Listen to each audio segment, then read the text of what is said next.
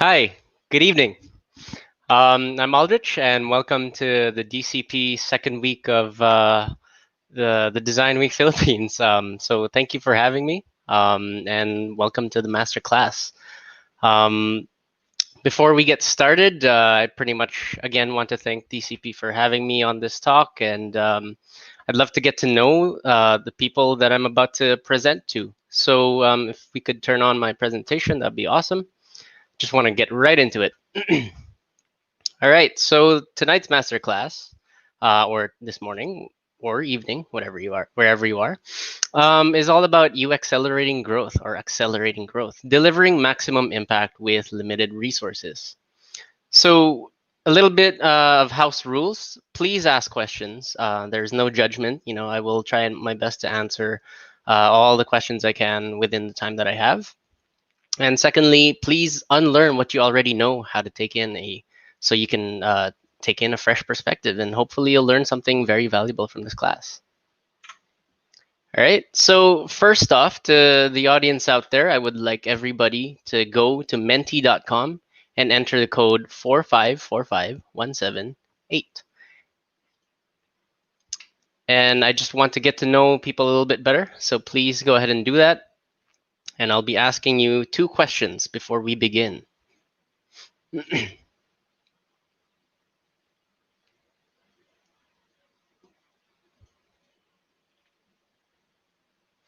And again, for everybody, please go to menti.com and enter 4545178 in your browser or on your phone. And please tell me, what is your occupation? We're going to wait for the results to come in, and we're actually going to be able to see the range of people watching this class tonight. Very nice. And if we could flash the live results, I'm seeing a lot of people coming in already. That'd be awesome.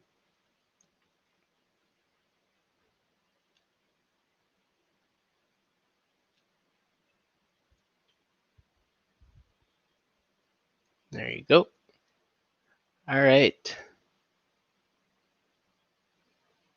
All right, I'm seeing a lot of, hold on, let me see what's going on there. So I'm seeing a lot of people from government employees, from graphic designers, account manager, content marketers, graphic designer, communication managers, project officers, freelance artists. So we have a lot of designers here, which is awesome. And we have a lot of people who are not not in the design field, but that's great. So thank you again for coming out. All right. That's awesome. Lots of graphic designers. All right. Next, I would like everybody to please answer this next question on Menti, the same code. What is your experience level when it comes to UX? So please don't be shy and just share with everybody. Everything is anonymous, so go ahead and just answer this. Getting a lot of results. We have some people next to none, very new to the world of design. There's a lot of people who are enthusiasts and learners, and that's awesome. Again, this is going to be a good class for you just to learn the fundamentals of UX. And we have some junior and mid-level designers here. Perfect. All right, that gives me a lot of context and information. So thank you, everybody, for doing that. All right, we can switch back to my main presentation now. Let me tell you about a little bit about me. So my name is Aldrich Tan. I am the CXO and co-founder of a startup here in the Philippines called nextpay.ph, which is a suite of digital services, financial services for small businesses. I am also the managing director of uxph.org, which is the largest nonprofit organization for design in the Philippines. So I'll tell you a little bit more about those two in a bit. But I have around 13 years of working experience with startups, corporate companies, and agencies all over the US, Canada, and now in the Philippines. And I also taught a lot of design back in university. And on a regular basis, on top of my 2 main gigs, I also do consulting and mentoring with a lot of designers and companies on how to build a better design culture and learn more about pursuing UX as a viable career. So in the US and Canada, I've worked for a range of companies around here. Some of this may be familiar to some of you.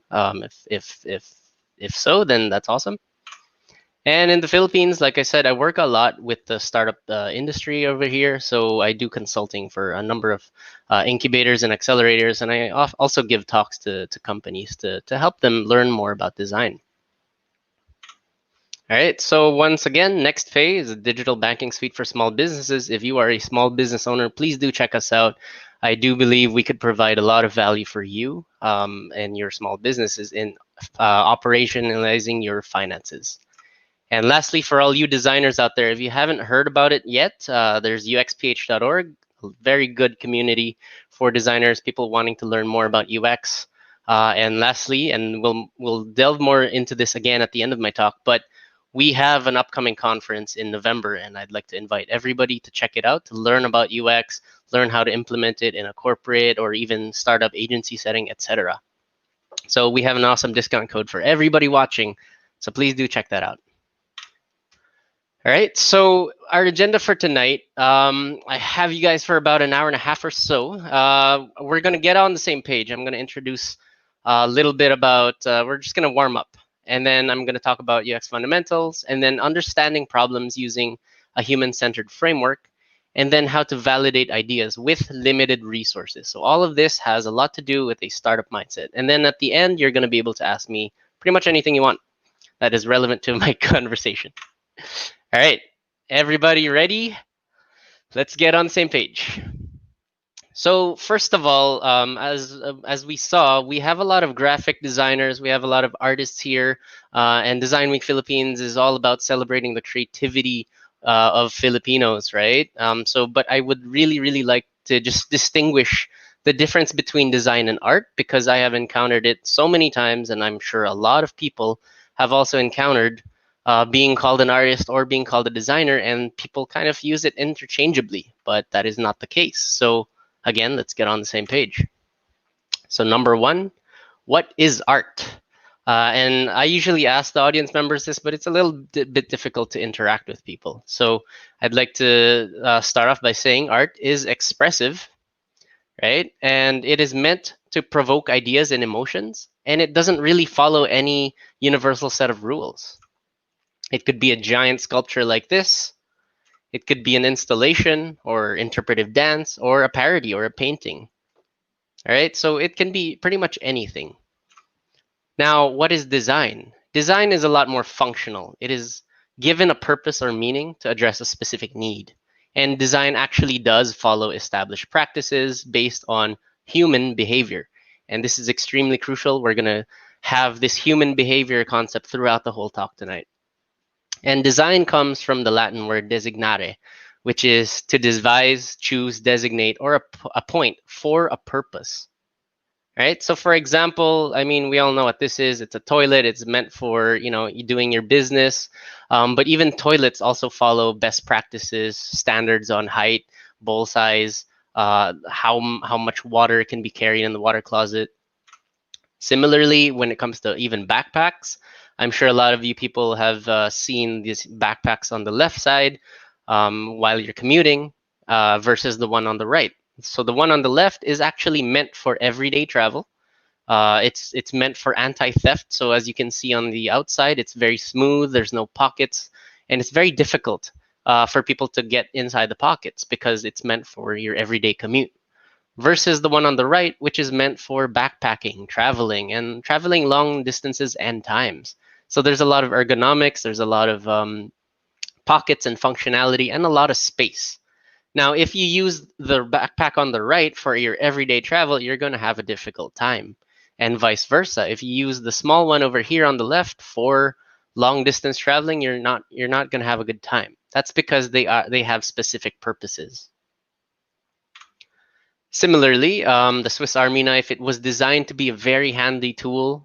You have all these little gadgets within them that have specific purposes, but altogether, it's meant for convenience. Maybe they're not the best ones, but it is what is. It will help you move, you know, within the moment. Sorry. Similarly, when I'm assigning something, if I flash this image to you, everybody's going to have a different interpretation. But it actually starts to make sense when I say this circle right here is a piece of cheese.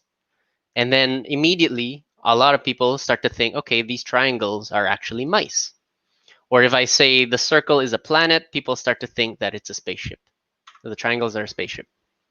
Now, if I go here, the triangle on the right, if I say that is a government official, then people might think that the other triangles are now his, the people listening to him give a speech or a rally. So let's quickly, in your own seats, let's play a little game. If you're watching with other people, you can just say if this is a pass or a fail in terms of design. All right, so this one, I'm going to give you 5 seconds to think. Is it a pass or a fail? 4, 3, 2, 1.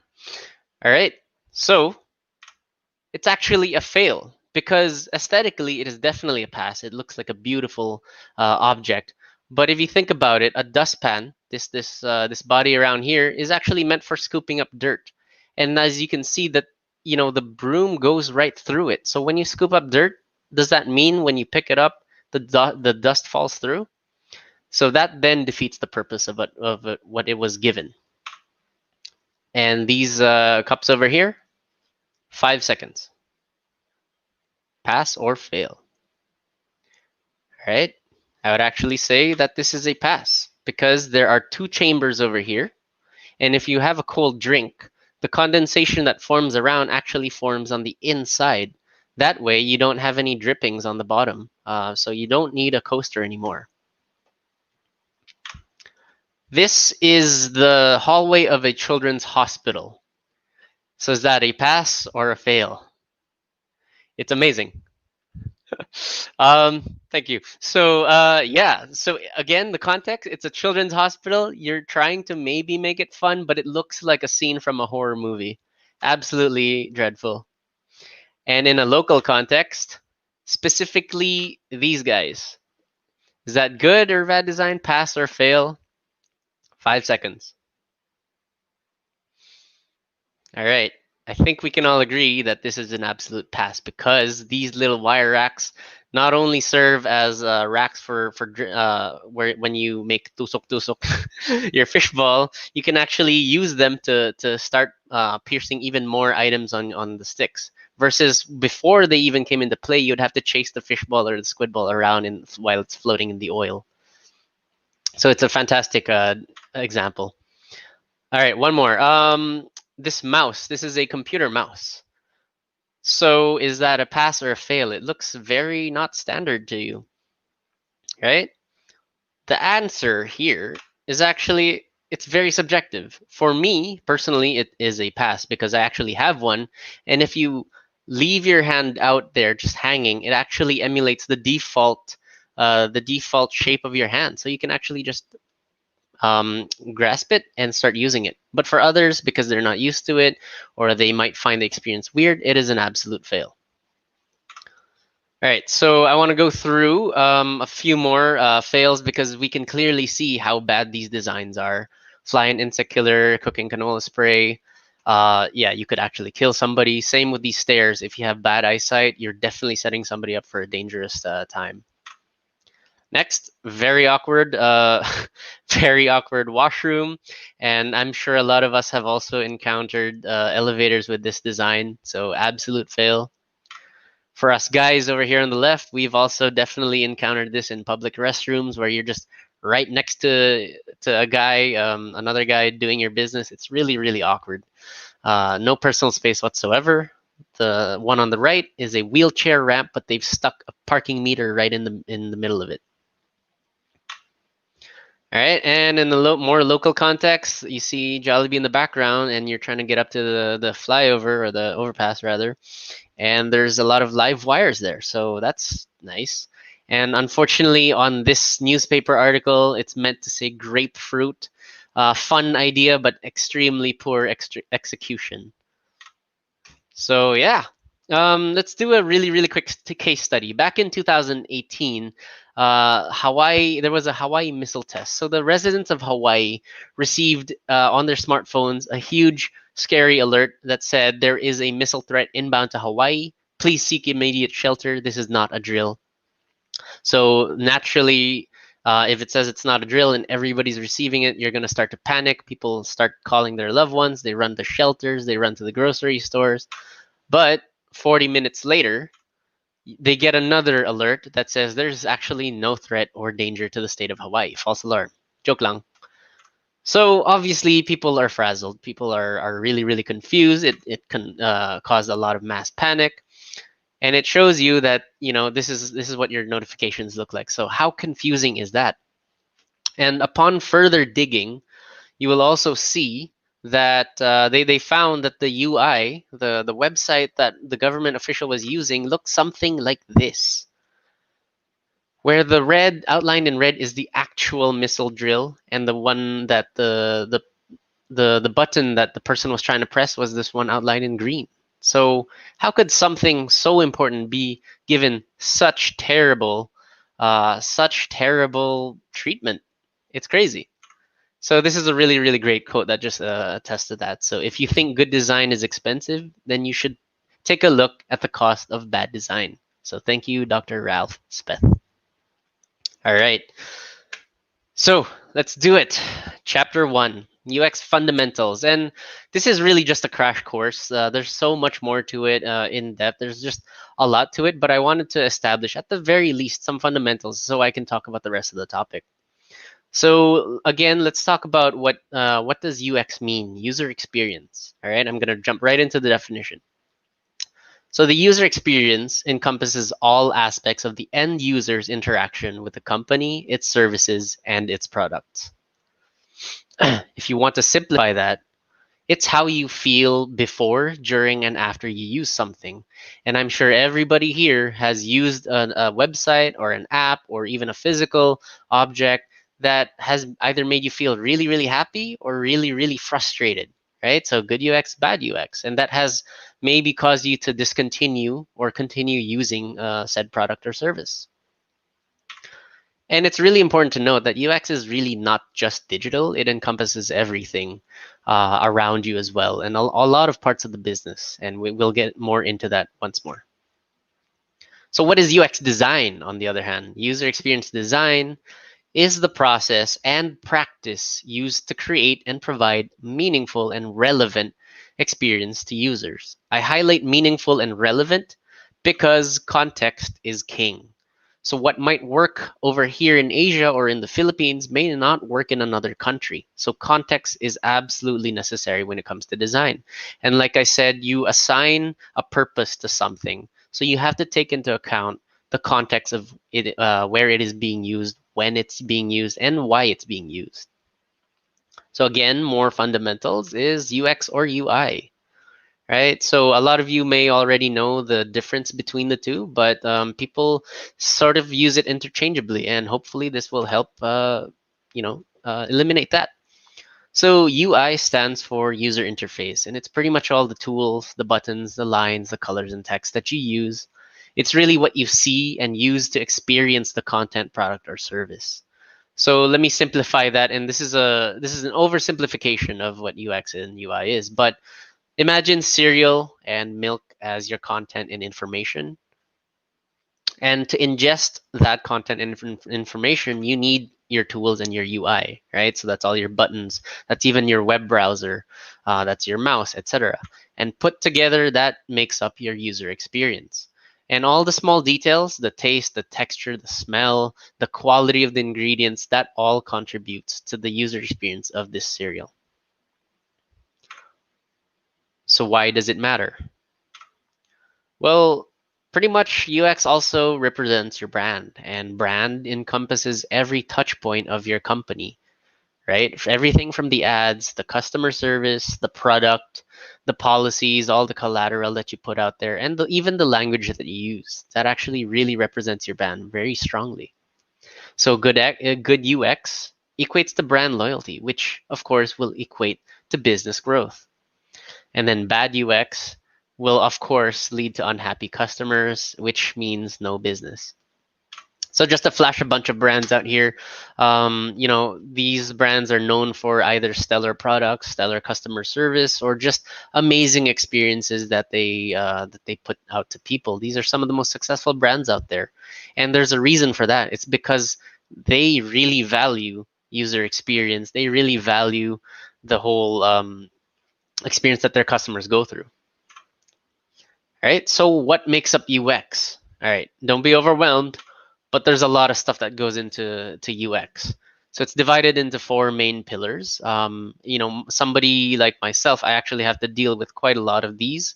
But if you are a specialist in the UX field, don't worry too much. It's okay. That's why you have teams. But I'm going to go through it very lightly. So UX contributes to the business goals because it helps you acquire and retain customers. It helps you even think of campaigns or methods within like an app or your website on how you can get more customers, or even incentivize and then monetize your products and services. UX also helps think of ways on how you can protect and support your company or your users, privacy policies, and I don't know, I guess anti-phishing methods. And it also helps you operationalize your business and your processes internally even. For customer goals, UX helps identify needs and wants of your customers. That way you can really, really speak to the right people who will buy things from your company. And it helps you understand their behavior. And again, it helps you adjust to the context of your customers. There's content. When it comes to content creation, and what do we actually tell our users and our viewers?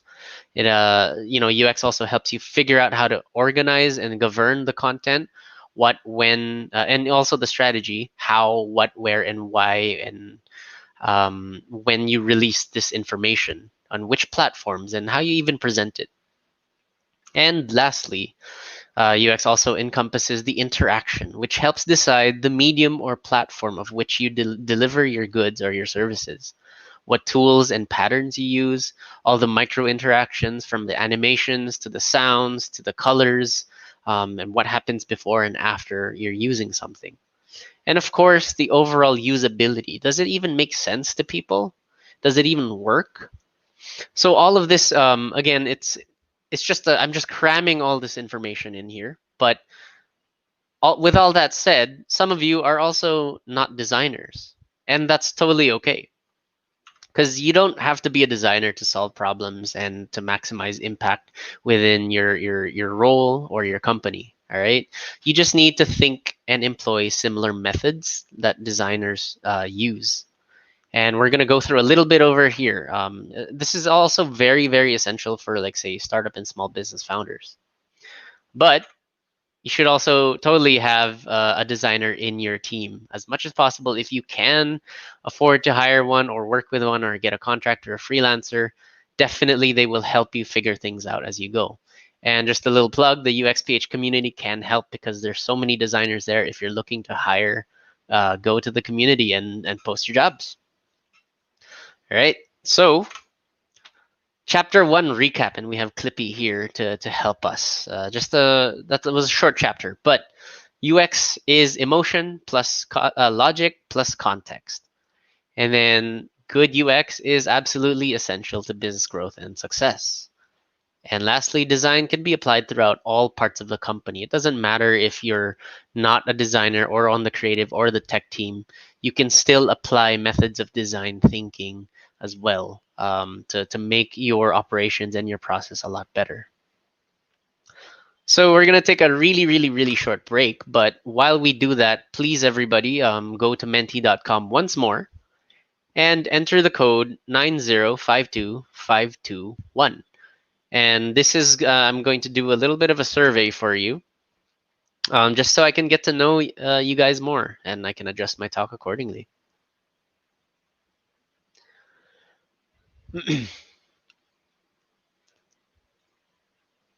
So one more time, go to menti.com, enter the code 9052521, and then please answer the question that I have laid out for you on how do you talk to customers, either current customers or potential customers.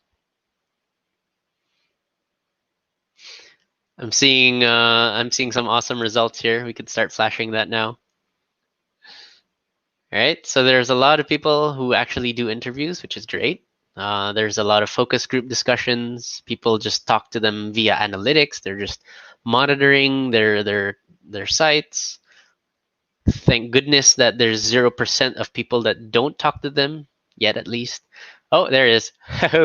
um, there's some people who just simply know these things. All right. Keep it coming.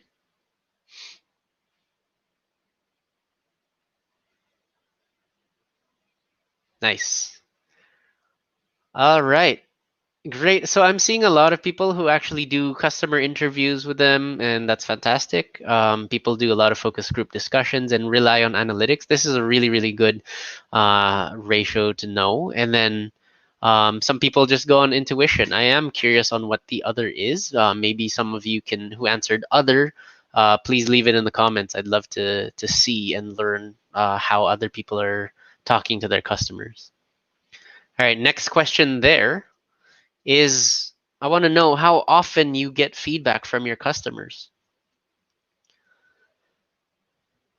So again, within the same link, please tell me how often everybody talks to your customers or get feedback from them. Gain insight.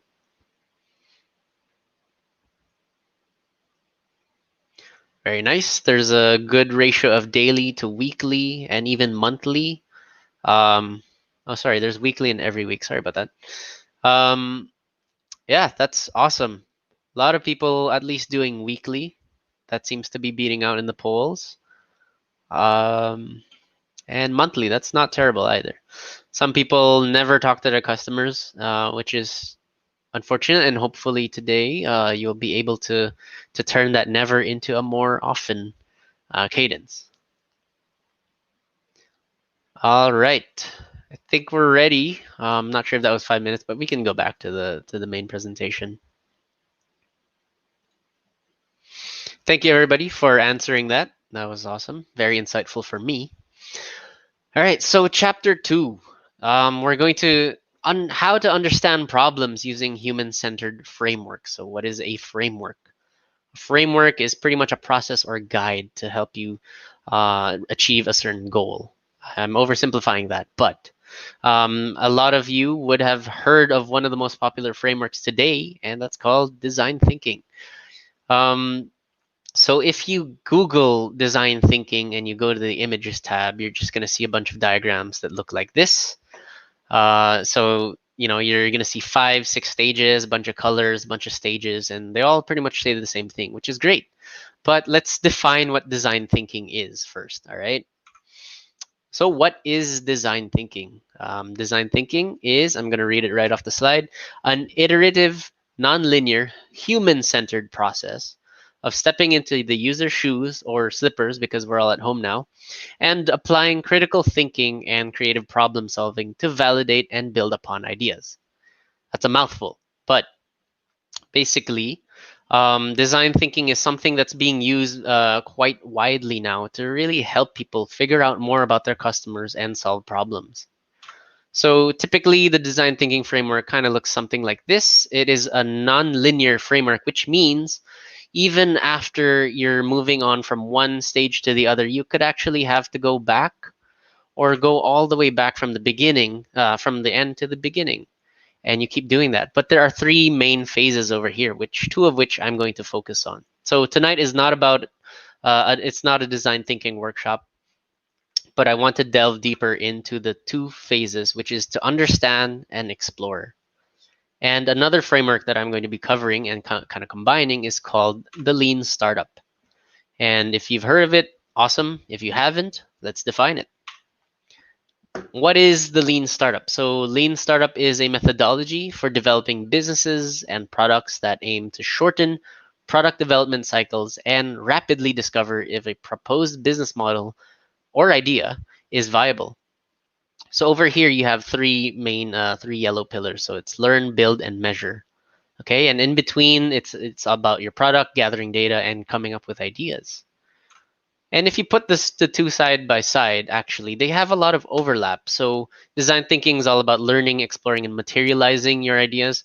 Similar to Lean Startup, you learn, build, and you measure all your ideas and the results.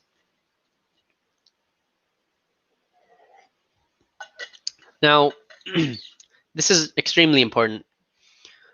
Both both methodologies really are.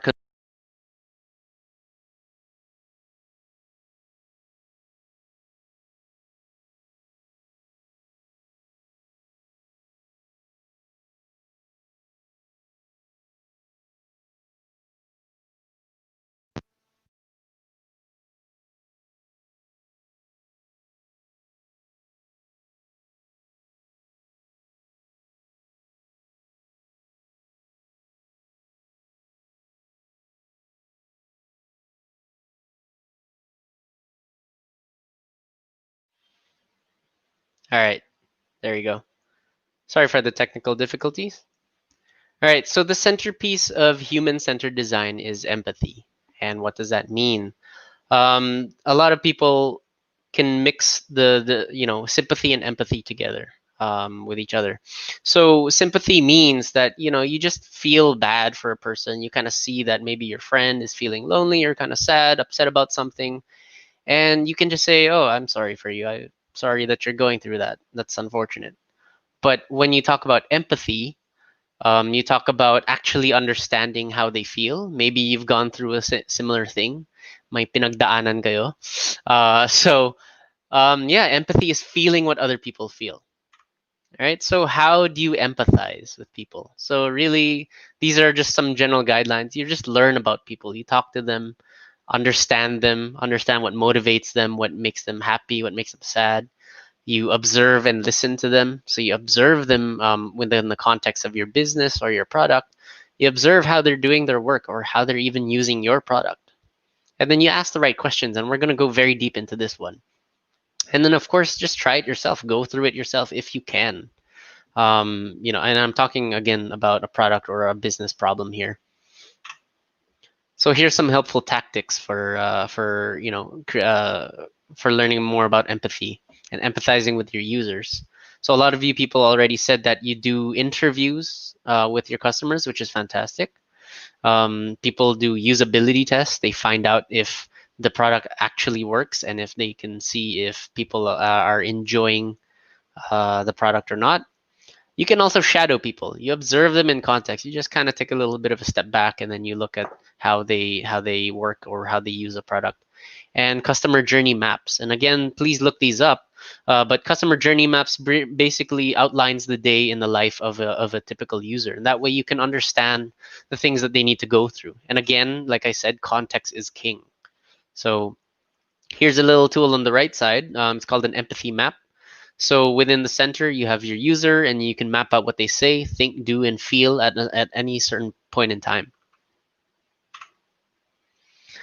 So all of this leads me to a concept called customer development. And this is something, it is a methodology developed by Steve Blank, who is an entrepreneur, author, and he is one of the people behind the lean startup methodology. And customer development is absolutely crucial, especially nowadays in such a tech-driven world and such a competitive business landscape. Designers, business owners, you all need to do lots of customer development. So what does it entail? Customer development entails validating assumptions of your business or your idea, whether it be a feature or an entirely new concept with a business. And it also entails finding out if people will buy it even before you build it. So that's actually going to save you a lot of trouble down the road. And it's also about finding out who your actual customers are. And again, you empathize with them throughout the whole process. So just like this comic says, this dude over here, he says, if I were our teenage girl target, I would love our product. But his colleague then asks, have you actually talked to anyone to make sure? So this is, I'm sure a lot of people have kind of encountered this a lot, where people just kind of project and say, "Oh, if they say a hypothetical, if I were this, then I would totally love it." But that's not what you should be doing. So reasons to do your customer development. Customer development process helps you develop your North Star. It helps you know what you are and what you are not, what you do, what you don't do, and it helps keep your team It helps your keep your team very, very focused on your product roadmap and your business model, so that you don't end up investing too much time and resources in things that you really shouldn't be investing in.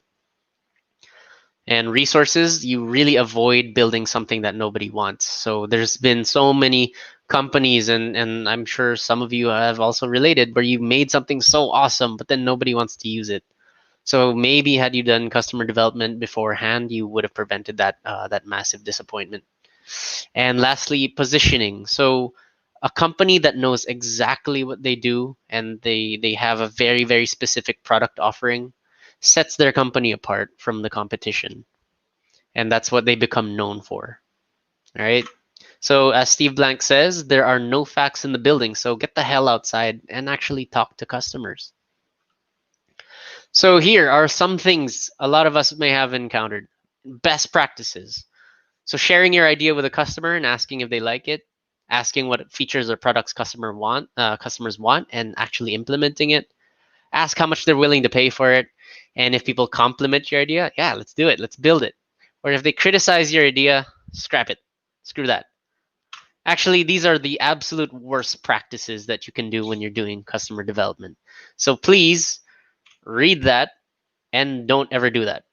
So do not do this. Why? The reason you do not do this is because everybody lies, and even if they don't mean to. They could be really great people. They're friends and everything, but they will lie to you even if they mean well. All right, so let's go through it. Why these are worst practices? So number one, asking if your customers if they like your idea. It's because people are biased. What they say is not what they do. So you need to look out for that. And that's also why you empathize, you observe, you shadow with people. They might feel guilty. They don't want you to feel bad, so they'll tell you what you want to hear, right? Do you like my idea? Yeah, go ahead. And then that will lead you down a path of really bad life experiences. And annoyance, they just want you to leave. So like you may have encountered some people like that, unfortunately, poor guy, but they just want you to leave them alone. So they will just tell you what you want to hear just to get out of their face. Next, asking customers what features or products they want. So again, people don't actually know what they want. So and actions speak louder than words. Again, with this whole bias thing. So as Henry Ford says, if I had asked people what they wanted, then they would have said faster horses. But he didn't make faster horses. He made cars, and now here we are. Asking customers how much they would pay. Well, let's be real here. Everybody loves a good deal. Who doesn't? But if you ask them, are you willing to pay for X amount for this? They don't really want to seem cheap or like they can't afford something. So they'll be like, yeah, totally. And, just be on their way. So definitely avoid asking people how much they would pay for this, because that's a very loaded and very difficult question to answer. The best thing to do is just try out different price points. So if people compliment it, you build it. If people criticize it, you scrap it. Well, why it's a worst practice is really everyone has an opinion and people react differently to different things, right? So opinions are definitely not facts. So how do you counter that? It's by asking the right questions. Now, asking questions is both a science and an art in itself, and I'm going to help guide people on how you can ask better questions. And thankfully, out there on the internet or in the bookstores, there's an amazing book called The Mom Test. Excuse me. And the Mom Test is really, it's how to talk to customers and learn if your business is a good idea when everyone is lying to you. So the Mom Test by Rob Fitzpatrick is a simple, very practical approach to asking better questions. And it's really, really easy to understand and read. It's you can read it probably in like 2 or 3 hours. And it is really good for customer development, user research, and even social situations. If you want to get friendlier and get to know people more, you can employ some of this. So why is it called the Mom Test? Well, it's called the Mom Test because it leads to questions that even your mom, who loves you very much, cannot lie to you about. Because when you do it right, people won't even know that you're actually trying to validate an idea or draw insight from them. So let's go through what a scenario might look like. All right. Scenario A, you. Ma, I have a business idea. Can I run it by you? You have an iPad and love cooking, right? Would you buy an app that's like a cookbook for your iPad and has all these sharing, saving features and will only cost 1,000 pesos? What do you think? And then your mom, now overwhelmed with all these questions, is going to say, oh, that sounds useful naman. Will it have videos and pictures at least? I guess I would use it if it were on my iPad. And then you are like, okay, awesome. My mom says it's a good idea. I'm going to go build it and invest a lot of money into it. So let's analyze that a little bit. So here in the first phrase, I have a business idea. Can I run it by you? You're immediately setting it up, and subconsciously you're saying, "Hey, I'm about to put my ego on the line. Please be nice. Be nice to me." Right? And then you make an assumption. You say, "You love cooking, right?" And next, would you buy an app that's like a cookbook for your iPad? You're just absolutely drilling right into a very specific idea, and you're not leaving any room for any other discussion. And then you go, it will only cost 1,000 pesos. Like I said, people don't want to seem cheap or like they can't afford something. And then you go, what do you think? You're not giving your mom any room to breathe over here. You're not giving her any chance to give you actual feedback. So she's just gonna go with everything that you said. She's like, all right, that sounds useful, I guess. Will it have videos and pictures at least? When she says, will it have videos and pictures at least, she has then rationalized this concept and she's trying to now settle. And then she says, I guess I would use it if it were on my iPad. She didn't say that she would actually go out and buy this app, but if it were there, sige, I'll try it out. And the worst thing here is my mom says it's a good idea, or we may have encountered my grandma, my wife, my teacher, my friend says it's a good idea, so I should do it. Let's do a scenario B, right? So you ask, Mom, how do you like your iPad? Mom says, I love it. I use it all the time around the house. You, what do you usually do on it?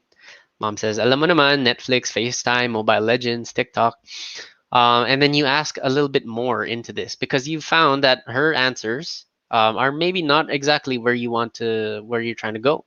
So, Mom, do you use any paid apps? And then your mom says, just go. I don't want to keep my bank or card information on there. Baka mahack pa ako. And pardon my super conyo Tagalog, but I'm trying. So what do you usually do on it? This is a very open-ended question that could lead the conversation anywhere, but it will give you a window into their behavior. When your mom starts naming all these apps, again, you have the freedom to drill down deeper into them. So you ask, do you use any paid apps? Paid apps is the cue here. And then it triggers her to say, I don't want to keep any finance information on there because she's afraid of getting hacked or security.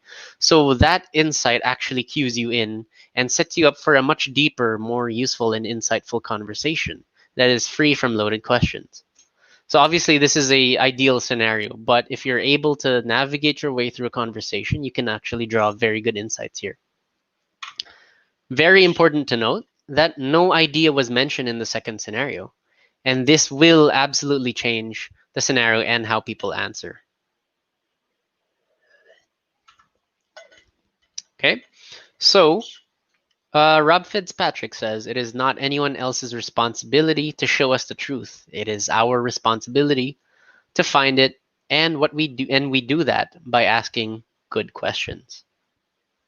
And because good questions is so essential, I just want to drive the point home that actually bad data is worse than no data, right? So because if you're working off of bad data, it's going to lead you down a path that you really should not have gone in the first place, and that could lead you to investing time, resources, and all these things that you really shouldn't have, that you could have prevented in the first place had you asked better questions. So some types of bad data within this context is compliments. People say, "Oh yeah, I love it." Maybe they're giving you lip service. If they say fluff, you anchor the conversation. You bring it back to what you're trying to talk about. And then if they start spouting more ideas, dig through them. Why do they think this is a good idea? Instead of say, "Oh, that's a good idea. I'm going to go and do that." Okay, one more mini game. Let's keep up here. So just want you to in the comment section, please do place if it's a good question or a bad question. All right. So monkey one, monkey two says, "Do you think it's a good idea? Good question or bad question?" 5 seconds. Five. That is a bad idea. Again, you're putting your ego on the line and you're telling somebody to be mindful of your feelings, and they might not want to hurt your feelings after that. Would you or others pay 1,000 pesos for this, or 5,520 pesos, whatever? Good question, bad question. Seeing a lot of comments. Thank you so much. All right. This is, yep, it is definitely another bad question because it is leading, and again, you're setting people up to put their egos on the line as well. And nobody wants to hurt their ego. Monkey one says, "So how do you currently deal with this problem?" Good question or bad question? How do you currently deal with this question? With this problem, sorry. So this is a good question because you're leaving it open ended, and you're asking questions based on behavior. So tell me how you deal with this problem, and if somebody is very passionate about it, they go ahead and tell you all the steps that they have, which gives you very raw, very pure insight into their world, which again, empathy. How do you feel about your current process? If you're addressing something, so how do you feel about your current process?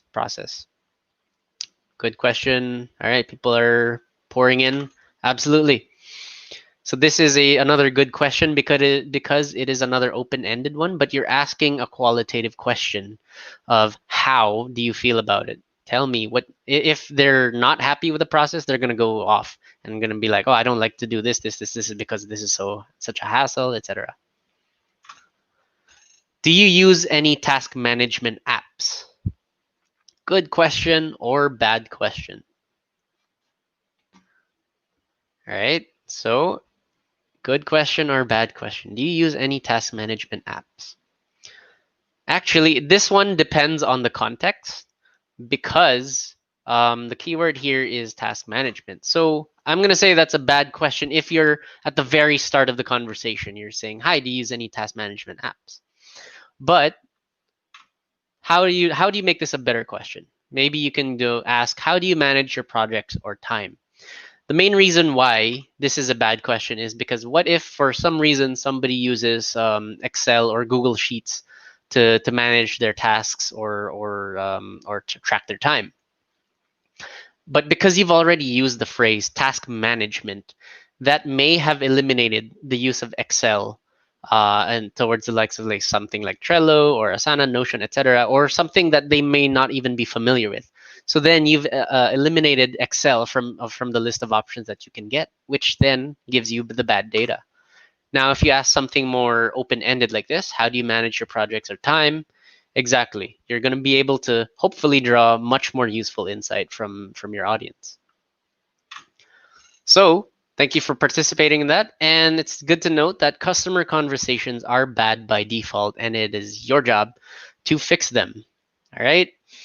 So now with the whole pandemic, everybody working from home and what's it called, and social distancing and all that, how can you talk to people? Well, typically it's actually really best if you do in-person chats and in interviews because you can also observe their body language. You can kind of hear their tone and voice better, and body language makes up for a lot of communication. But unfortunately, because we're now limited, now you can leverage social media a lot more, use video calls. We are familiar with all of these tools, and there's like probably 100,000 more video apps out there.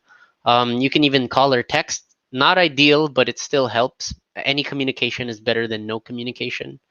And avoid focus group discussions. And the reason why I say to avoid focus group discussions in this context of validating an idea is because when you're in a group setting, they become conscious of the other people in the room. And if you ask a question to the room, some people will likely shy away from it, or some people will want to step up. And it's a weird psychological phenomenon where people start to try and level up their answers with each other, and that gives you, again, bad data. So focus group discussions are good for certain things, but when you're trying to validate an idea from experience, I can tell you that is one of the worst things that you could do. And also, you make sure that you ask multiple people. Don't just ask one, two, or three. Don't just ask your friends. After you've done customer development, you know more or less who your target audience may be, right? So ask multiple questions. Ask multiple people, which will allow you to detect patterns. Maybe 3 out of 5 people said this, or 10 out of 50 people said this. And that helps you further define the problem and, again, build your North Star, and it helps you formulate what you are and what you are not as a company, as a product, as a feature, as a team, etc. So let's do a recap. Hello again, Clippy. Chapter 2. So again, when you're doing customer development, talk about their life, what they have to go through. Do not talk about your idea, because that will skew the conversation.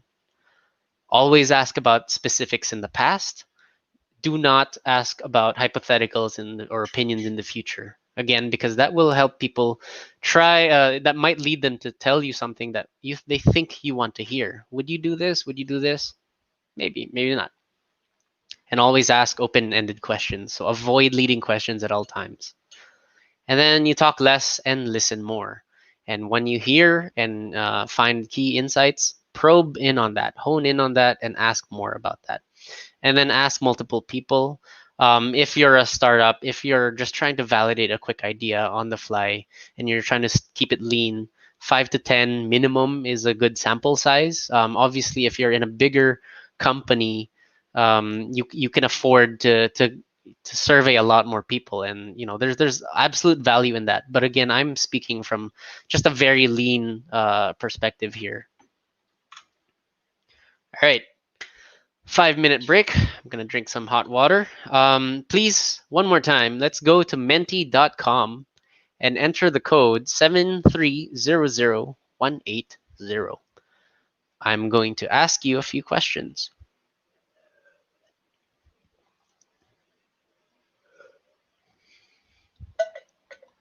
So please go to menti.com, enter the code 7300180, and tell me, how do you validate your ideas?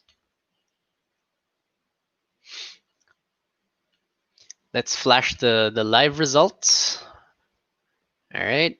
How do you validate your ideas? I'm excited to hear what people think here and do. All right. People there, I see prototyping. I see A/B testing, usability testing, which is great. Again, please, in the comments, if you can tell me what the other is, I would love to know. And I have a bunch of people just shrugging, which is cool. A/B testing, prototyping. This is fantastic. All right. I think because we have a good mix of designers in the crowd, there's a lot of people prototyping, usability testing. So that's really, really good to know. But again, you don't have to be a designer to conduct these. And it's actually best if you actually try it yourself. That way, also, you can empathize with the product team or whoever's building your product. All right. Thank you for that. And last question. This is more for me. What's for dinner? Anong ulam mo mamaya? So I can be inspired by what to order for dinner tonight. It's really just a selfish question. I actually really like to ask people what they eat, and that actually tells me a lot about them.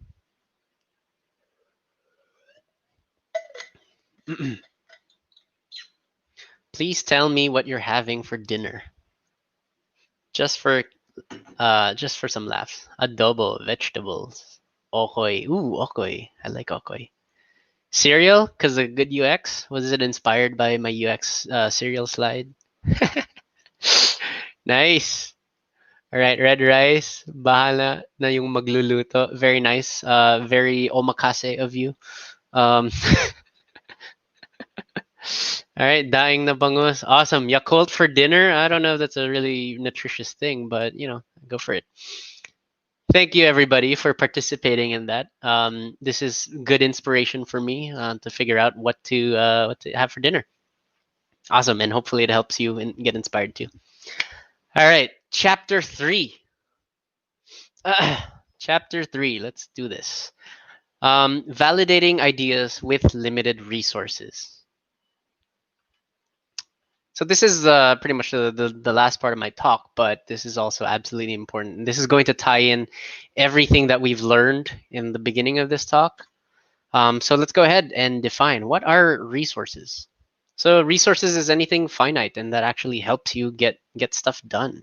So it could be time, energy, brain power, people, manpower, tools, or in a lot of cases the internet. Your access to the internet is a very valuable resource, especially now that we're all remotely working. And of course, coffee, and lastly, most importantly, money. Money and time are the most valuable resources any company and person could have. So how do you validate ideas with limited resources? Well, you start to develop an MVP. It's not the most valuable player, but minimum viable product, right? And that an MVP is the fastest, cheapest, and most effective way to test your value proposition or idea or feature or whatnot.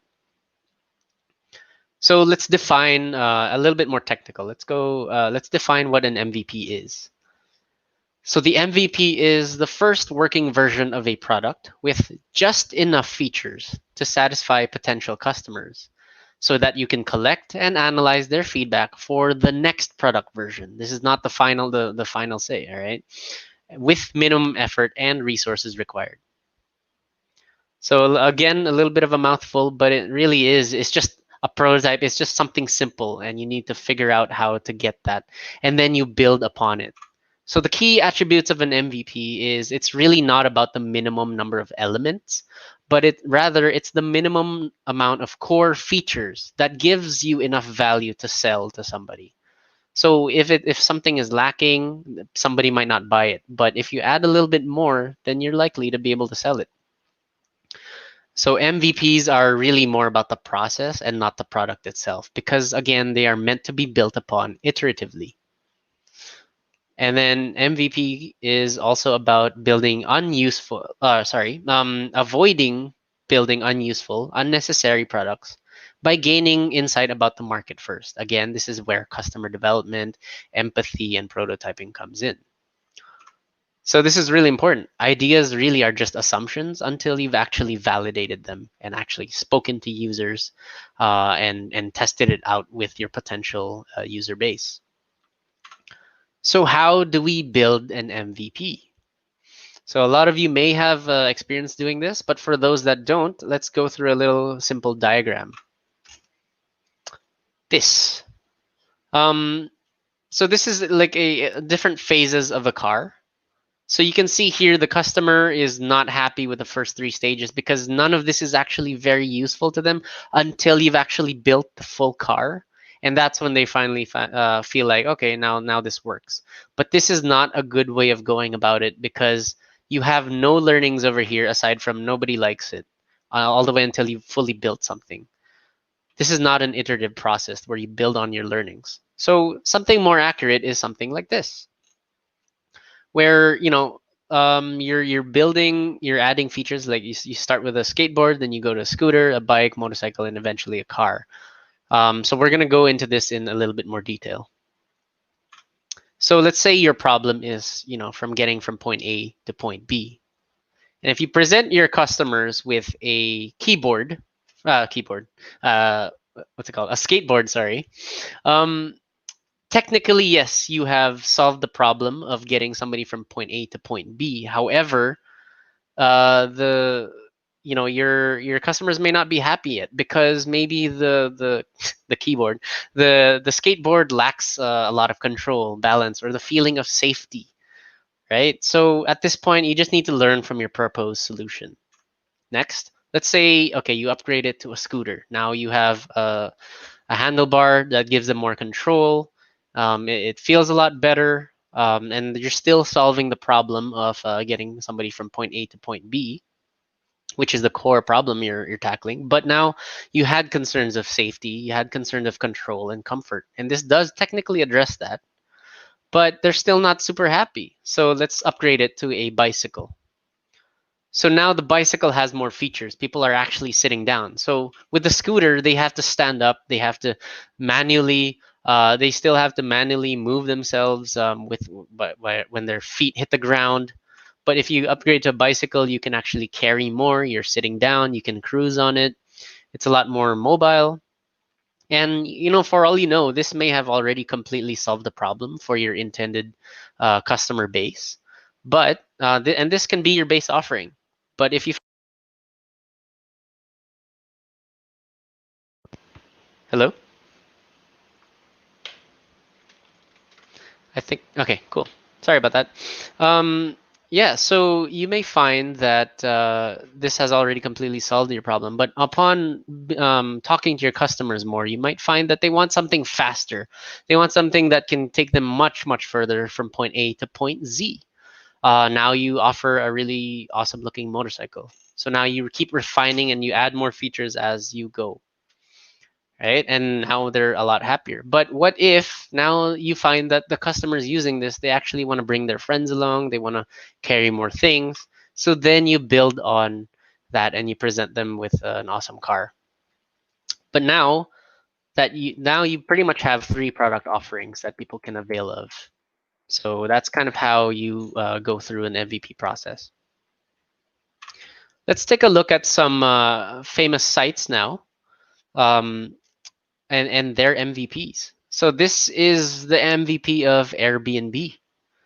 What is that, right? Oof.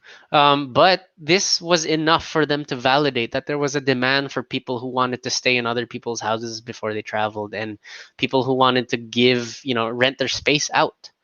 So through time and through customer insighting and development, they eventually iterated on their website, and it came to look something like this.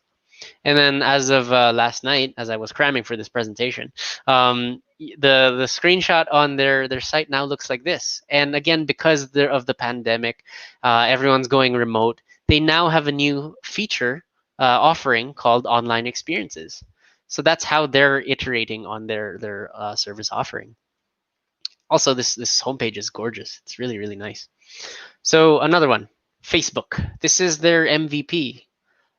This is when they first launched in 2004. Is it first launch? But one of their earlier versions. And then some of you may have already been able to use this version of Facebook, but that's what it looked like. And then again, they learn more and more about their users, the behaviors, and then they implemented more UX design. And it eventually came to look something like this. Some of you may still have this layout, but some of you may also have this newer layout. And again, that's because they're going through countless tests and refinements. One more MVP for us. Twitter. You can't even recognize this as Twitter anymore, can you? This was their MVP just to validate if people wanted to share whatever they were doing in 140 characters or less. So, yikes, that's kind of, yeah, it's really, really hard to read. But eventually they refined their offering and their site to look something like this. And for around 7 years, after 7 years, they finally redesigned it to be something like this, which is what you have now. And absolute last example, I promise, is Spotify. This is their MVP. Look at that. It's just so barren, but all it needed to do was play music, cue it up, and maybe even shuffle songs here and there. And that gave them enough to validate that people actually want something like this. And now you have something like this where you can browse millions of different playlists and discover tons and tons of music. All right. So how do you continue to develop and form your MVP? Well, you employ the iterative process called prototyping and testing. So what is a prototype? For those of you that don't know, a prototype is an early sample, model, or release of a product, just like an MVP. And this is built to test a specific concept or process out. And it's important to note that a prototype should not be the entire product, because that is overwhelming when you're actually testing it, but it should be for something very specific, maybe 1 to 3 features at a time. And prototypes are very applicable to services and products outside of design, electronics, software. It's even like when it comes to baking and cooking, you're going to test different recipes out, different temperatures, different times. Those are your prototyping. That's your prototyping and testing phase. So how do we prototype? And this is a question a lot of people have, and it's kind of daunting because you see all these prototypes out there, but you don't know where to start. And honestly, it's really as easy as you just start building. You know, you use the materials around you. You can grab a pencil and a paper and just start sketching. So what prototype is for you? So I imagine this is probably what the early prototype of an iPad looked like. It's just four fat iPhones duct taped together. But you have sketches, you have wireframes, you have paper, physical prototypes, mockups, and we're going to go through these really, really quick. Okay. So a sketch is oftentimes actually enough to communicate an idea. And sketches don't have to look pretty. They can be like this. They can be like this. They can be scribbles like this. And again, it's really just meant to get your idea out of your head onto pen and paper, and just communicate that to your team members if ever. And I do this a lot, and I actually just stop here for me oftentimes. But for other people, obviously, you want to validate things more. So, and I'm now moving to the world of tech and UX and UI design, by the way. So this is going to be more tailored towards UI design now and online UX. So you have things like wireframe sketching, which, you know, again, these are just drawings on pencil and paper. And then you have something what you call a low fidelity wireframe. And again, this is a lot more technical, but it's kind of good to know. At least you know what to expect when you're trying it out. So low fidelity wireframes really are just shapes and filler text. And again, it's just to communicate the idea of something. And this is another low fidelity wireframe, even though it's very nicely sketched out. It's low fidelity because it's really just hand drawn, and it's not super refined either. When you can take those low fidelity wireframes and make paper prototypes, and this is something also a lot of UX and UI designers do. Is they just put it on paper and then they try to emulate what it might seem like on an app. And because you don't have all the time and resources to actually build this within technology, so you just use paper. That's fine. So that's what that might look like in detail, and you can actually just like play around with it and just kind of try and put yourselves or use your imagination to see as if it's the real thing. And you have something called a click-through prototype, which you have like little hotspots here that lead you to the next phase, that lead you to the next screen and all that. Next, if you're now, let's say you're more confident in your idea and you want to start digitizing it, you can move towards medium fidelity wireframes. And these are still just basic shapes. You don't have much color in it, but again, it's just to communicate and just start to form the idea a lot more and show people and even the developers or your product managers, whatnot, more of what you're thinking about. And again, they don't have to be fancy. There's still a lot of filler text here. You don't have to have everything figured out, but at least now people get a very solid idea of what you're talking about. Now you go to high fidelity wireframes, and high fidelity wireframes are after you've actually figured out colors, how to make it sexy on the screen. It looks a lot like this, or on an app version, it looks a lot like this. Now, when you have all these wireframes, you can put them together into a prototype that actually emulates the real thing. And again, you're still saving time on developing and resources and time and money on this by doing this, right? So you have something that you call the click-through prototype. So you have hotspots, or if you can link it so that if somebody taps a button, it goes to the next page. And again, you get a good sense of what the app is supposed to do. And if you have a fully interactive prototype, it could end up looking something like this. But this is excuse me, this is something for what a lot of us designers have to deal with, is linking all these different elements to different pages on the website or app. And yeah, it's absolutely necessary, but it does save a ton of time and resources still. So here's some recommendations from me. The best prototyping tools today, they are collaborative. A lot of them are free, very feature rich, and they are flexible, meaning you can use it to design for mobile, for web. You can use it to design slides. You can use it for pretty much anything, digital rather. So personally, I use Figma, but then I have also used a bunch of these, and they're all very, very good. It really depends on your team and your needs. So go ahead and check them out. All right. Lastly, how do you test your prototype? I'm gonna start wrapping up. Uh, but how do we test our prototypes? So simply, you conduct usability tests. And again, from my survey earlier, a lot of you have already been doing this, which is awesome to know, right? But we're still gonna have to go through it. So let me delineate between user testing and usability testing.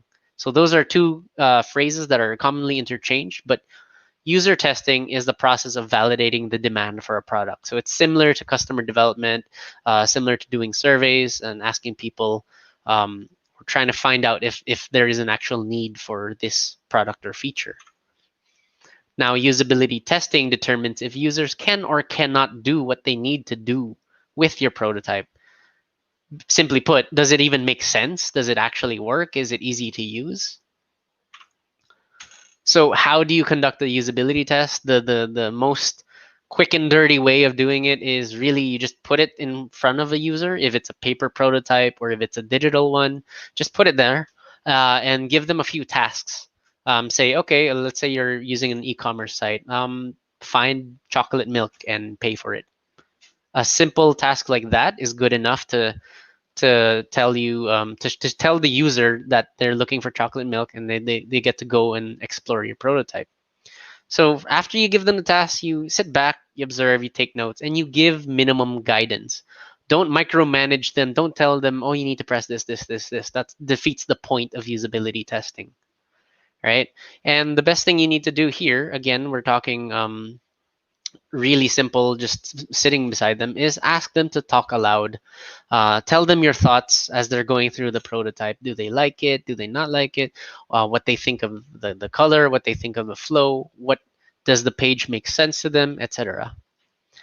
And a simple usability test is really like this. If you have budget for it, you can have a camera on their face to record their facial expressions.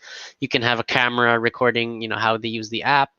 But if you don't have those resources, just sit by them. Maybe you and your teammate can do that, and just observe the person and kind of guide them through when they absolutely need help. So where can you actually find users? This day and age, seriously, like social media, just post out there, hi, I'm looking for people to help me test a concept. You can ask your friends, family, and referrals, but at the same time, this is why you do customer development in the beginning. That way you can narrow your user base down to a very specific set of people who you want to test with. And they're the likely target to use it. Because if you're going to test, let's say, an e-commerce app or a selling app, buy and selling app, to somebody who doesn't actually sell anything online or buy anything online, you're going to get that bad data that we talked about.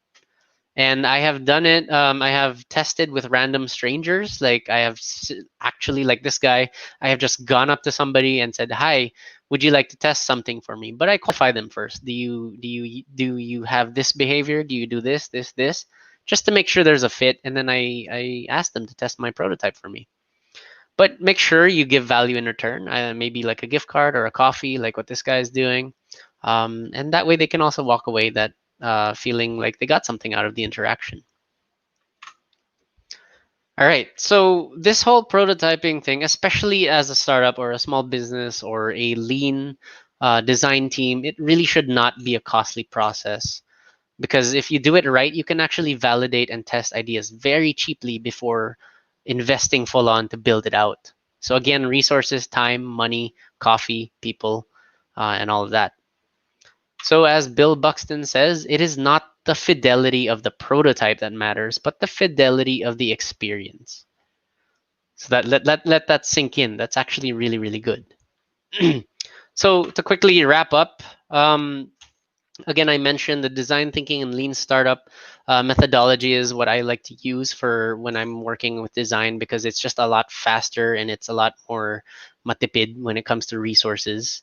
But there's definitely other methods out there. This is by no means that comprehensive of a master class in that sense, because there's just hundreds of things that you can do. But let's recap. Chapter 3. Hello again, Flippy. MVPs need core features and just enough to sell to customers and build upon.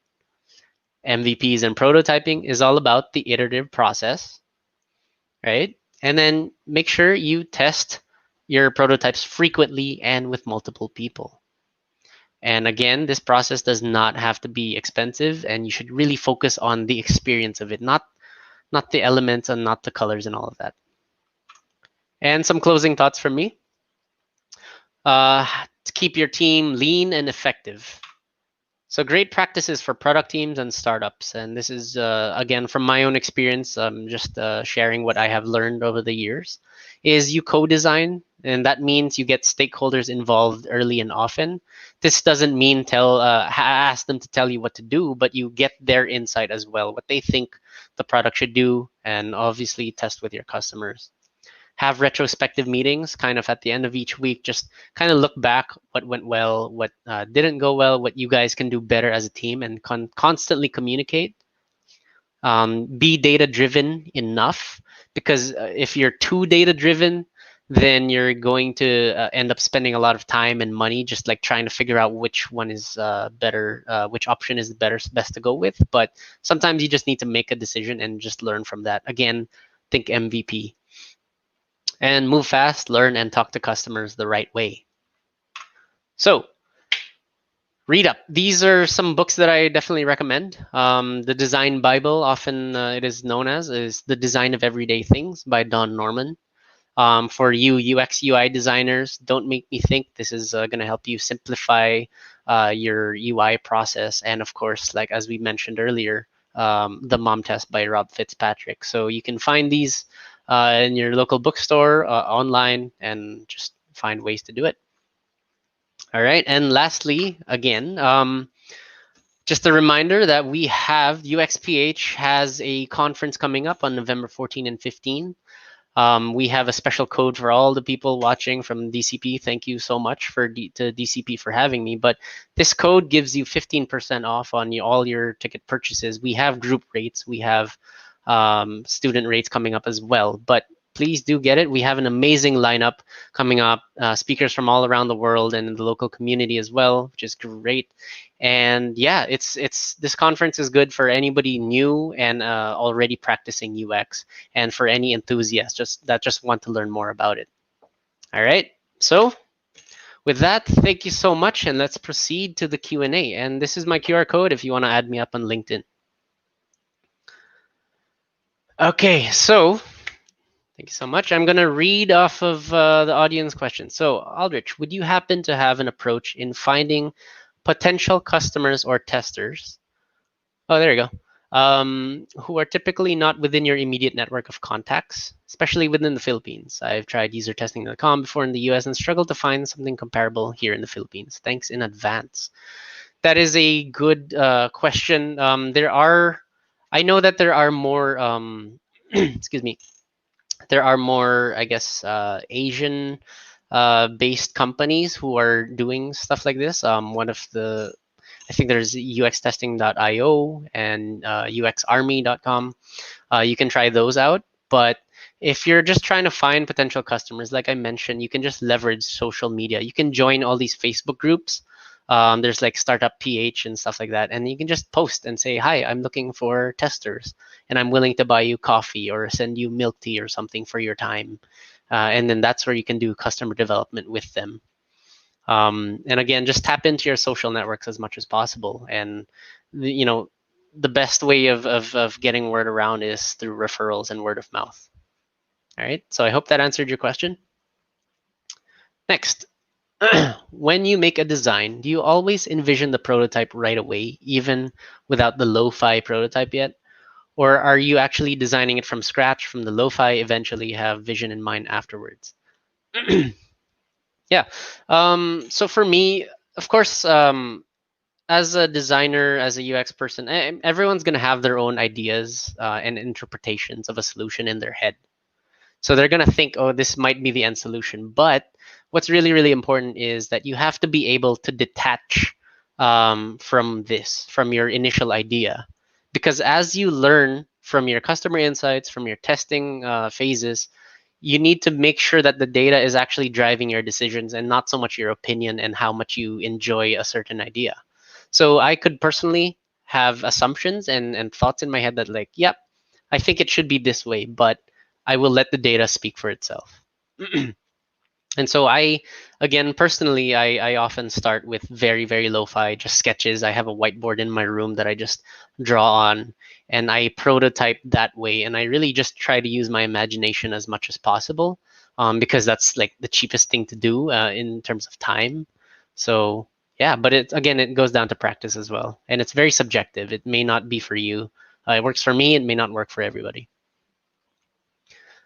Excuse me. From Chadrak, with the monetary and time costs associated with UX design, how can UX design be implemented with limited resources? What counts as limited resources? Well, as I mentioned earlier, limited resources is really time, money, team members. Even if you're in a startup, you don't have all the developers and the designers to help you out, right? So people need to wear multiple hats. If you're in a small business, you just don't have all of that at your disposal. And that's why I said you don't have to be a designer per se, but you just need to employ the methods that can help you get there. But eventually you really should get a specialist in the field, because that's the way you will be able to build the offering of your product a lot better, and that will help give you that laser focus, and trim away the fat for your product offering. How do you make designs thinking successful in terms of outcome? Um, how do you make design thinking successful in terms of outcome? I think what you mean is like, I guess the process. How can you prove that it is a successful process? That's where testing and measuring comes in, right? So you measure your data. Let's say you have a process where you didn't employ a design thinking methodology versus the one that you did, and you can kind of do A/B tests. Unfortunately, I was not able to cover all of that. There's definitely not enough time, but do look it up. But again, you just let the data speak for itself. So that's why you should measure audience reactions and measure what the audience feedback is from your users. And you can even measure time to completion, like how long did it take somebody to complete a certain task. And those are your metrics for success. And again, it varies per company, per product team, and all that. How can we prove our creative problem solving skills? Read, learn, practice. So there's a wealth of information online. Read a lot of design blogs, attend community events like this talk. Again, thank you DCP for having this. This is extremely valuable to all these people. But yeah, like learn from other people, learn from the mistakes of others, learn from the experience of others. Start with the community as well. Again, UXPH. Just ask people how to do that, and of course, just try it yourself. Practice. So there's so much information out there. You won't fall short with a simple Google search. All right. So number 6. What are the best practices with regards to product owners, stakeholders, and developers syncing design demands during actual development and production? All right. Oh, I like your Mike Myers. Um, it's awesome. So this is what I mentioned about co-designing and upping the transparency, and that actually fits very nicely into the theme of DCP, which is hyper collaboration, right? And now that everyone is more or less online, you can have often you can adapt agile methodology, have stand-ups, make sure everyone kind of knows that they're on the same page, and just up the transparency and communication throughout product teams.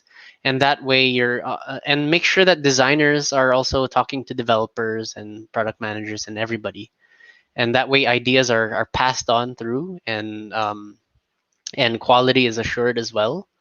And yeah, and again, everybody is listening to the customers. Actually, it really helps if, let's say, your designers, sorry, your developers as well, or your engineers, or even hell, even your accountants or whoever actually knows what the customers are going through, because that way they can understand the value proposition of your product or your company, and then they can also contribute their own ideas. Who knows? They might actually have really good ideas. But it's absolutely imperative that people know what the customers are going through. And again, that leads to your North Star. All right, next one. I have two more questions. So one, how were you able to climb up the ladders in your field, and what tips can you give those to those that aspire to be successful in your field? Climbing up the ladders. I mean, it's really. I think you you help others learn. I think that's what I would say is because I'm very passionate about mentoring others and helping other people learn. And I also learn by doing, and I really enjoy collaboration. So I also make sure that I collaborate with more than just the design team and the development team. And people will, if you bring value to certain people in certain departments, they will start to appreciate that, and they'll put more value into your input and your time. um, and there's really no substitute for experience and time. You just need to keep practicing. You need to keep doing that and make a lot of mistakes as you go, and you learn from that. And that's how you know what to do and what not to do, and then you can also recommend those processes to other people and other teams. Exactly what I'm doing to all of you right now. All right, if you're interested to just finding your users, how do you go about categorizing them into a way that's specific enough but isn't too granular? So so I guess let's say you're doing customer development, and you have a general idea. Oh, I want to make I don't know, a food app or a survey app. Um, just again, you start with some very basic research, see what's out there, and kind of take a little bit of the features that you like. And then as you're starting to talk to people, again, you can talk to like anybody first, or you just narrow it down by field. You got to start somewhere, right? Have your own metrics of what you consider is part of your target audience and not. Um, and yeah, you kind of go from there, and then through your customer development you're going to be able to formulate archetypes and personas. And again, this is something people should look up, because I don't have time to explain it. But if you have archetypes and personas, this also helps guide your product decisions, because that way you know exactly who you're designing for and who your core audience is. And that way you can a product can have multiple archetypes and personas. In fact, we at NextPay have multiple different users using us, and we have to design for each and every one of them. But I had to talk to, I don't know, a lot of people per archetype that I determined, and I'm still learning all about that every day. Next, what is your advice to those who are planning to transition to being a UX designer? So similar to a few others, how to start a UX career, etc. Um, this is the same advice that I give to everyone that comes to UXPH meetups: is really just start with a community. Reach out to people who are practicing UX, learn from them, ask them how they began, learn from their stories. Um, Search online. You can literally type in, how do I start a career in UX? And then you'll get a lot of blog posts as well. But it starts with a little bit of reading. It starts with some practice, and it starts with talking and listening to people. And then you just kind of take it from there. Take your time with it as well. Like I said, there's no shortcut to getting to that.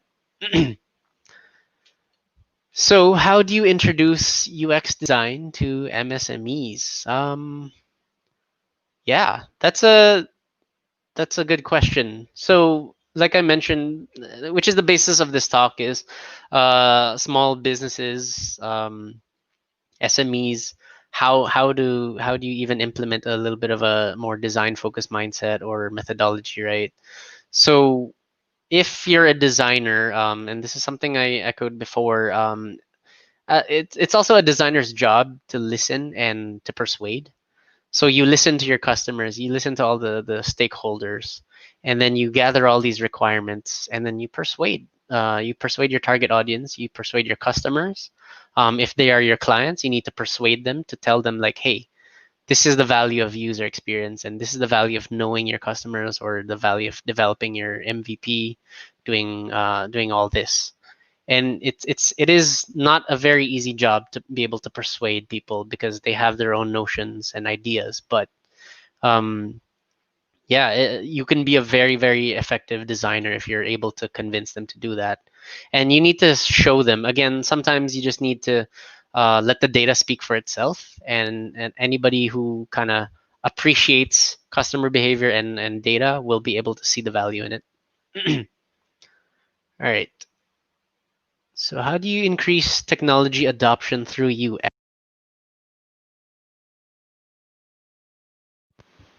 There you go. How do you increase technology adoption through UX? I guess that's a good question. That's kind of, to a certain extent, that's in a way a chicken and egg question, because I mean, so much of UX is now UX and UI is now digital, right? And you can't get people to use your app or product if they don't have a smartphone, and it just goes in a weird cycle. But if you're implementing it in, let's say, um, physical context, maybe you can slowly start to introduce certain technologies there, like either start with a one phone, or show your user base, the value of certain technologies and tools. Or again, maybe you're talking to a more traditional company and they have very manual tools and processes, but they want to operationalize, um, especially their finances. That's why you have NextPay. Sorry. So you kind of just need to let the evidence speak for itself, and then you just show them. You lead by doing, and then you just if they experience it for themselves, and they can actually see the value of UX. All right.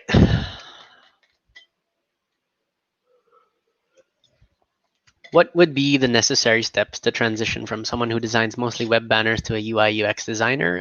This is a very similar question um, to starting a career in UX. But I guess the good thing is that you already have some design know-how when it comes to like Photoshop, Sketch, Figma, whatnot, whatever software you have. So you have a lot of transferable soft skills in terms of thinking, communication design, even pixels and knowledge of technology, like the screen resolutions and stuff. So all of those soft skills you can actually take into your UX path. But exactly what I said earlier, you start with the community, you start with learning, reading articles, and you just kind of take it from there. Talk to people and just try it out for yourself and just practice. It takes a lot of practice for sure.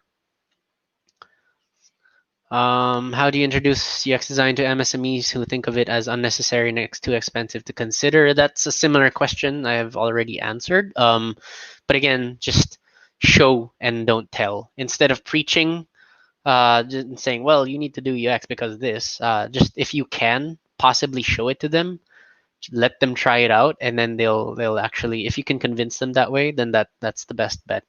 Unfortunately, you may encounter solutions or situations where there is no solution. Like maybe the team does not want to listen at all, and yeah, maybe they don't want to listen, and unfortunately, it's just a lose-lose scenario, and you may need to just walk away.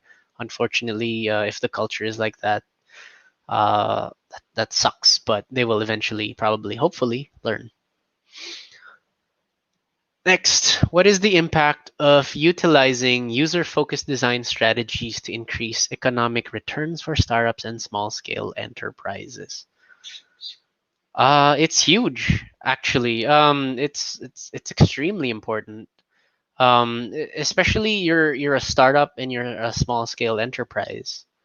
Again, that was the basis of this class, is to really know who you're trying to sell to, or who you're trying to design and create a product for. if you don't know who you're designing for, then you're not going to have anything worth buying, right? And if you, let's say you're creating a product, and now you have like, so now it has all these other features. And now you have something for everybody, but something for everybody is actually something for nobody, because it's not speaking to anyone. It's trying to solve and do too many things. So people are not going to remember you. So you've lost your positioning there, and then you've lost your value proposition because they don't know what you do, because you do a little bit of everything, and it's too overwhelming. So for a early stage startup, um, for an early stage startup, you just need to be laser focused on who your customers are and what problem you're solving, and what solution you have. And that's how you get your first 100 or even 1,000 customers. And those are also the most important to the success of your business, because if you make an amazing impression, if you solve their problems, and they love you for it, the word of mouth, the referrals that come from that is going to be amazing. And that's another reason, for example, my own startup, NextPay, why we've gotten so much traction is because we solve very specific pain points for certain businesses. And a lot of our traffic has come from referrals and zero marketing spend, right? And so they love us, and that's exactly it. So, yep. All right. I think that is all the questions I have, and all the time I have for this class. But I want to say thank you again to Design Center of the Philippines for having me. This was fun, and I hope everybody watching and listening had a good time and learned a few things. So please, you can flash my slide. It's still up with my LinkedIn profile. You can go ahead and ask questions over there. But again, one more. I'm gonna leave that up for like another 5 seconds. But another reminder that we have a good UX conference for you. So please do check that out. And there's more designers than myself in the community, obviously. So right here, there again, the UXPH community, there's a lot of very, very experienced designers in the community, and they're all very happy to share their experience and mentor you and guide you in your journey. So check that out. And again, let's connect. So thank you everybody, and have a good night. I'm gonna review the food poll, and I'm gonna order some food. So thank you. Stay safe.